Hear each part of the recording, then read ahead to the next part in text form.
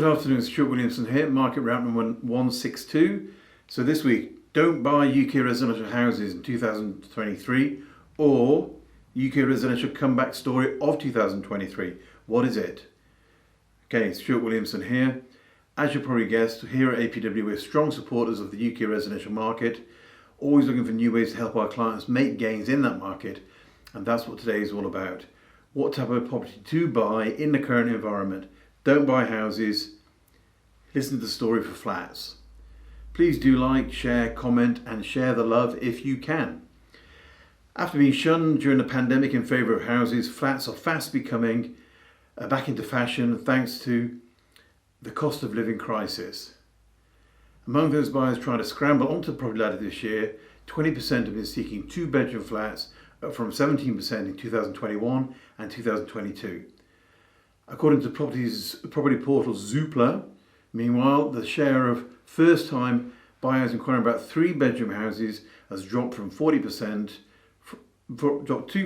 from a high of 46% in 2021, again from Zoopla.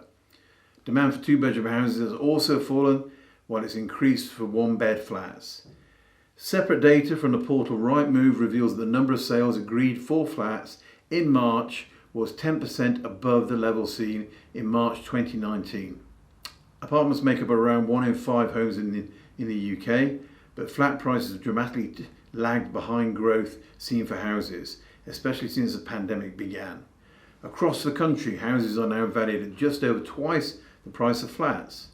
This is the highest price difference in over 20 years, according to Richard Donnell of Zoopla. He says, flats haven't experienced the same value gains as houses, partly because of the search for space made them a less popular option during the pandemic, but also because of leasehold charges. He goes on to say, we expect demand for flats to increase throughout this year as buyers seek better value for money, while the government moves to ensure cladding problems are remediated in most buildings. That will also help boost their popularity. After the 2017 Grenfell fire, it became apparent that thousands of flats were covered in combustible cladding of a similar type that caused the deadly fire. Homeowners have been unable to sell up or remortgage, while the property industry has been wrangling over who should foot the bill. This has dented flat prices, but the future is looking brighter for these flat owners. Since 2020, January, the average detached house has risen in value by 30%, or £108,178 in cash terms. Now reached an average of £464,000, according to the ONS, collated by Hamptons. Semi-detached houses have seen gains of 27%, or £59,000, and terrace houses 25% over the same period. By contrast, flat values have risen by over 14%, £27,000, buying opportunity. Yet detached home prices are now weakening dramatically as the race for space has run its course and as cost pressures bite, according to David Fell of Hamptons. He goes on to say that on an annual basis, detached home values are falling in 57% of local authorities, compared to 8% experiencing falls in flats. He says, while the price gap between the houses and flats would eventually have started to close at some point, the process has undoubtedly been accelerated by higher interest rates, which have eroded affordability quickly and significantly. Many first-time buyers who have previously been looking to buy a house have needed to adjust their expectations, and flat owners looking to trade up to a house have been forced to hold on to their home for longer to bridge the equity gap. Early downsizers are buying smaller, with the aim to pay off their existing mortgage, said Mr. Fell. He says, this is supporting the prices for 1 and 2 bed homes, while a larger family home market has cooled more over the last year, given how costly it is to trade up. So far in 2023, downsizers, those buying a cheaper home than one they're selling, have made up 30% of all homeowners, compared to 25% in 2021. This is all data from Really Moving, who I must say I don't know, but it sounds like real data. However, it's not only cost pressures boosting the appeal of flats in urban areas. Employers are increasingly expecting workers to come back into the office, while those who fled cities for greener pastures during COVID are regretting their rural relocations, and many are. Ed Lewis from Savills was quoted as saying, "The lure of open green spaces of English countryside, whilst undoubtedly beautiful, might not now be as compelling. Disruption in travel and the increased chores and costs associated with maintaining the house and garden will make a flat in the centre of town with everything on your doorstep an appealing option." Tell me about it. Houses, garden, nightmare. Those that rushed out to houses in the country are rethinking as they miss the vibrancy and the buzz of urban lifestyle. And that is a truth. Being a long way from the theatre, the pub, restaurants is a pain. The rising demand for flats has been particularly noticeable in London, where apartments are making up a larger proportion of the housing stock.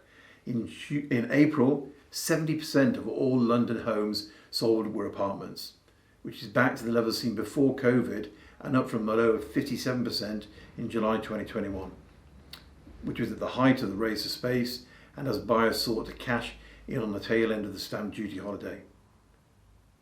At 1.1 million, the average house in the capital now costs 2.3 times the average flat, which is valued at 472. Robert Sturges of the London estate agents Chesterton's says, "In the face of rising living costs, some buyers may decide that a flat is financially more viable than a house at this time. Another driving force behind the demand for flats are renters are facing higher rents, and then they decide that despite higher mortgage costs, buying presents them with a better long-term option. So find the capital, get onto the ladder." There's also been a noticeable rise in overseas buyers purchasing flats in London's most expensive central areas.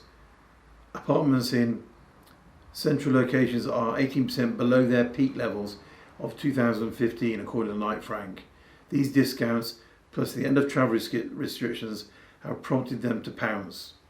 James Holroyd of the buying agency Property Vision says, "We've seen an influx of overseas buyers from North America, Asia and the Middle East this year. They're taking advantage of the weakness in the pound, which makes buying property seem far more attractive. During COVID, outside space was a non-negotiable, but this requirement has now subsided. The declining demand for houses and the rising interest in smaller homes means that in some areas, flat values are now increasing faster than those of houses. Back in February 2022, flat prices were rising faster than detached house prices in only one local authority, according to the gentleman from Hamptons. However, by February this year, flat values were increasing faster in 47 local authorities. East London boroughs of Newnham and Tower Hamlets have both seen flat prices fall by only 6% relative to house prices since January 2020. In both locations, flat prices currently average 386,000 and 487,000 respectively, and are now rising faster than house prices. In Greenwich, flats fell 9% relative to houses, is also now seeing flat prices outpace house prices. And it's not just London. The same is happening in Salford, Greater Manchester, in Calderdale, West Yorkshire, where flats fell 10% compared to houses over the past 3 years. By contrast, flats have to recover most ground in Westmoreland and Furness, Cumbria, where flat prices fell 26% relative to house prices since the start of 2020. And also in the Welsh county of Torfaen, where they fell by 19%. So in country locations where the country was close, we saw a big fall in flat prices, and house prices go up. In the cities, in many parts, we saw a lesser fall of flats, and they've now flown back. So this is the message.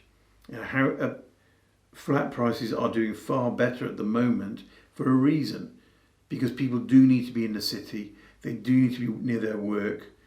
Travel is, I've been back in the UK for a short while, and travel is a nightmare. Roads are difficult, and so on.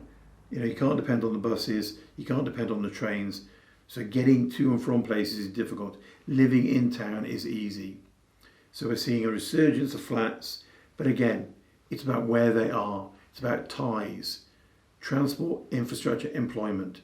Make sure you buy somewhere with good transport links, if you're not right in the centre of town, with good infrastructure around the country, and with good employment prospects. Having a rubbish tenant and having a poor manager are the worst things in buy-to-let. And as expatriates, that's what we need to be aware of. Getting good management, getting good tenants, and buying in a good location.